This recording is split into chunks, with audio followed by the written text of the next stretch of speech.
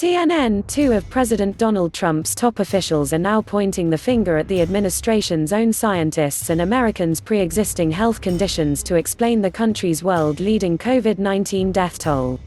Health and Human Services Secretary Alex Azar suggested Sunday that underlying health conditions, including among minorities, were one reason for the high American death toll, nearly 90,000 as of Sunday evening.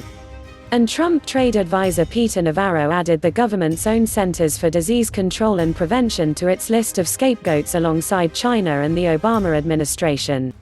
The White House has been escalating its effort to recast the narrative of its own chaotic response to the crisis as it aggressively pushes to reopen the country, a process vital to the fortunes of millions of people who have lost their jobs in lockdowns and its own political prospects in November.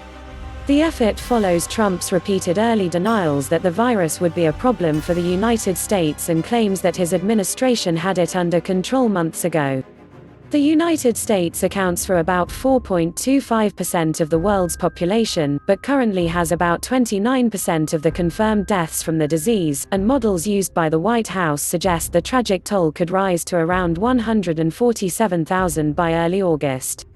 Azar appeared to indicate that the inequities in the U.S. health system, especially involving minorities, were to blame for the level of fatalities in the United States and said the administration had forged a historic result in preventing the pandemic from overwhelming the capacity of hospitals. Unfortunately, the American population is very diverse, Azar told CNN's Jake Tapper on State of the Union.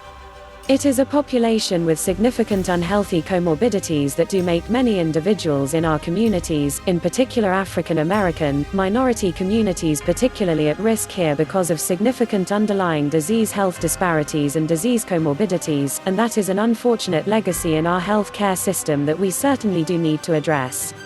Azar insisted that he didn't mean to say that so many Americans had died because they were unhealthier than people abroad.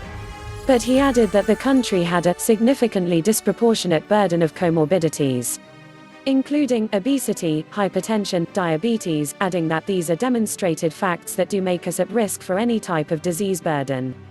A patient has comorbidities when they have two chronic diseases at the same time. Azar stressed that he was not trying to fault people because they had such conditions and was merely pointing out that put them at higher risk of complications from COVID-19.